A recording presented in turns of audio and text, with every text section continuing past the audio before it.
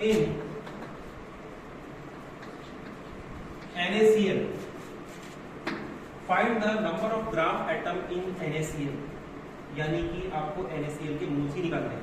Find the number of gram atom in NaCl in which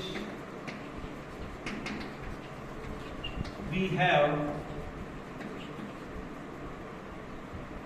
60 gram of NaCl। उसमें भी हमारे पास 60 ग्राम NaCl, ठीक है। हमें 60 ग्राम NaCl के लिए नंबर ऑफ ग्राम एटम्स निकालना है। कैसे निकालना है?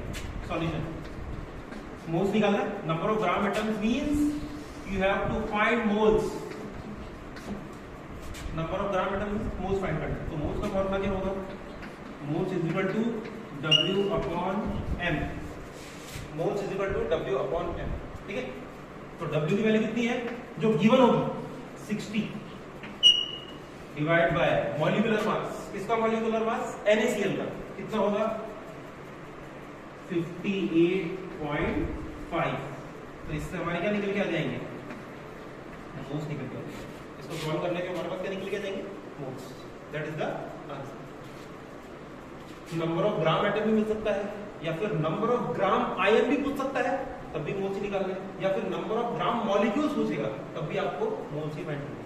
I repeat, number of gram atom पूछा जा रहा है, इट मींस आपको मोल्स निकालने हैं। नंबर ऑफ ग्राम आयन पूछे जा रहे हैं, इट मींस आपको मोल्स निकालने हैं। नंबर ऑफ ग्राम मॉलिक्यूल पूछा जा रहा है, इट मींस आपको मोल्स ही निकालने हैं। क्योंकि पार्टिकल्स का मतलब क्या होता है? पार्टिकल्स का मतलब एटम, आयन, मॉलिक्यूल, ठीक है। तो मोल्स बेसिकली क्या है? पार्टिकल को तो ये बताता है, मोल्स किसको बताता है? पार्टिकल्स को बताता है कि यार NaCl के अंदर इतने पार्टिकल्स हैं, ठीक है। तो यहाँ पर ग्राम, एटम आ जाए या मॉलिक्यूल आ जाए या आयन आ जाए, इट मींस आपको मोल्स ही फाइंड करने हैं। Clear to all?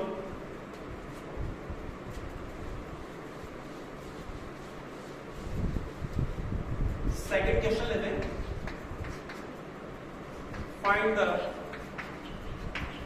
Number of moles in 1.8 gram of H2।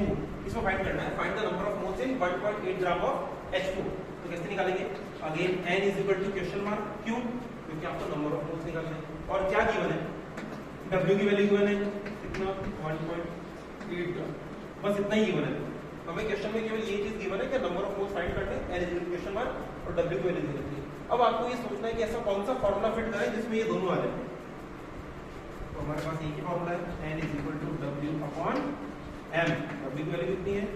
1.8 divide by molar mass कितना होगा? H2 होगा। H2 का मोलर मास कितना होता है? हाइड्रोजन का होता है 1 ग्राम, लेकिन यहाँ पर कितने हैं? 2। तो 1 into 2। एक एटम से दूसरे एटम के बीच में आएगा प्लस, और ऑक्सीजन का कितना होता है?